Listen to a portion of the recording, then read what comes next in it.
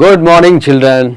I am back with your English book, and today I have brought a very lively poem for you. The name of the poem is River. Okay, so let us start. This poem is actually about our life, the journey of our life, how it starts, how it moves on, what experiences and memories we gather throughout the journey, and how we should deal with them, and what are the different phases of our life.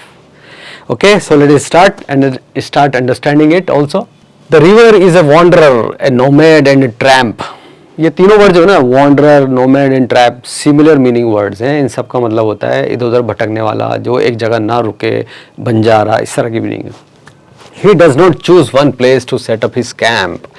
इस line में clear कर दिया गया है कि एक जगह रुकता नहीं है दरिया, अपना कैंप एक जगह नहीं लगाता है, अपना परमानेंट घर नहीं लगाता एक जगह. The river is a winder through valley and hill, he twists and he turns, he just cannot be still. Winder means who takes a turn, who rolls.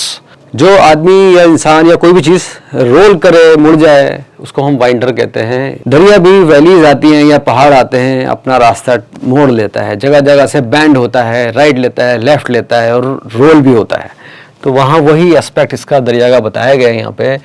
The river is a hoarder and he buries down deep those little treasures that he wants to keep. River जो है एक hoarder भी है. Hoarder कहते हैं one who collects many things, right.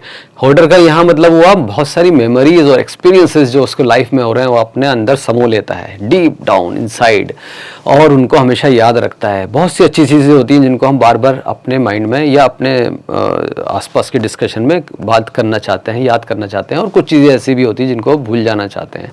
तो बहुत सारे एक्सपीरियंसेस और मेमोरीज की यहाँ बात कर रहे हैं जो हमारे मन में होती हैं. The river is a baby also. क्या कह रहे हैं? The poet is saying the river is a baby. Now the poet is saying it's like a baby. तो हमें इस भोले से बच्चे को बहुत ध्यान से देखना और समझना और संभालना पड़ेगा. अपनी लाइफ को एक बच्चे की तरह संभालना भी पड़ेगा. ही गगल्स एंड हम्स. गगल्स कहते हैं उस साउंड को जो पानी की साउंड होती है. गगल गले में डालते हैं, उसमें भी उसको भी गगल कहते हैं, और हम्स कहते हैं गुनगुनाने को. तो पानी के साउंड को या गुनगुनाने को एक बच्चे की साउंड से मैच करा रहे हैं यहाँ पे. एक बच्चा ऐसा है जो गगल करता है, गुनगुनाता है, and sounds like he is happily sucking his thumb. इस तरह से आवाज़ आती है जैसे बच्चा खुशी में अपना थंब अपने मुंह में लेके बैठा है. The river is a singer as he dances along. Now the poet is saying the river is also like a singer. क्योंकि जब उसके साउंड से, डिफरेंट तरह के साउंड से ट्यून निकल रही है, वो रिदमिक भी हो सकती हैं, तो वो एक सिंगर की तरह बिहेव कर रहा है. और वो इधर से उधर जब उछलता है, कूदता है या टर्न लेता है, तो वो एक डांसर की तरह बिहेव कर रहा है. As he dances along the countryside echoes the notes of his song.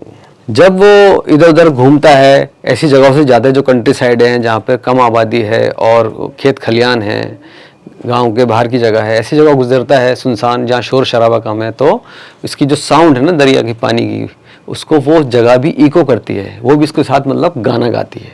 The river is a monster hungry and vaxxed.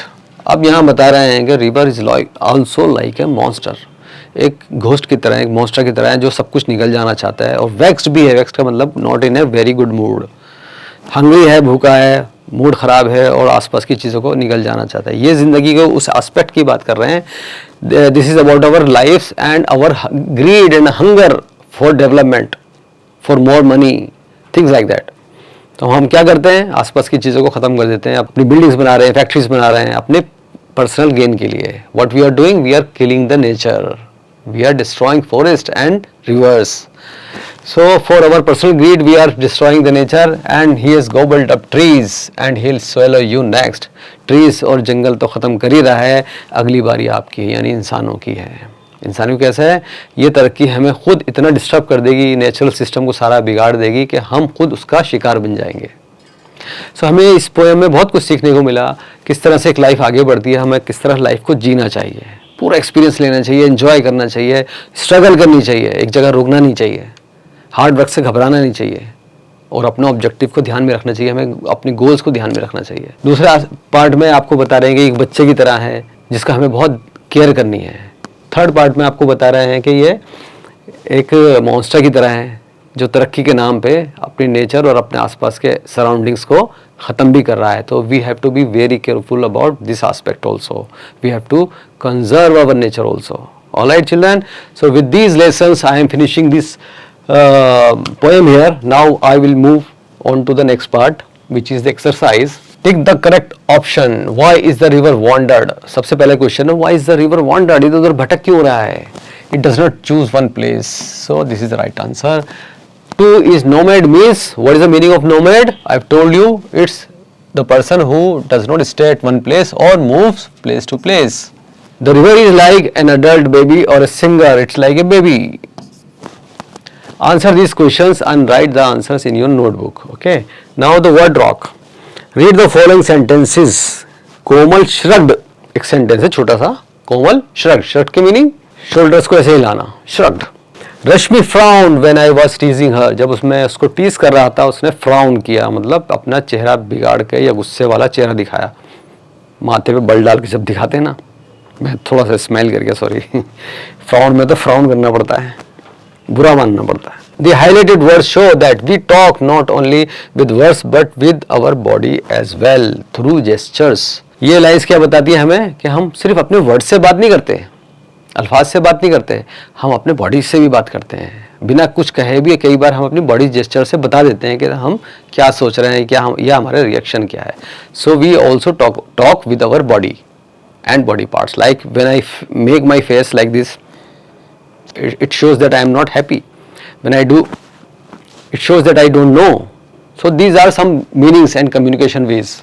Match the gestures with their correct meaning. Now you have to read these gestures and match with the correct meaning. Number 1 is frowning. I have just told you frowning is making unhappy face. इसको match करवे showing worry, anger and disapproval. So this is with D.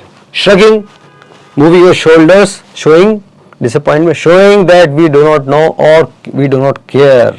So this is with C. Number 3 is grinning. Grinning is showing a big smile. Okay, showing happiness and approval. Pouting is मुंह फुलाना. Pouting is showing disappointment. So we have completed the exercise also, and with this the poem and exercise both are finished. I'll come back to you very soon in the next session with a new story and a poem. Till then give me some time so that I can plan a new story for you. Okay? Bye.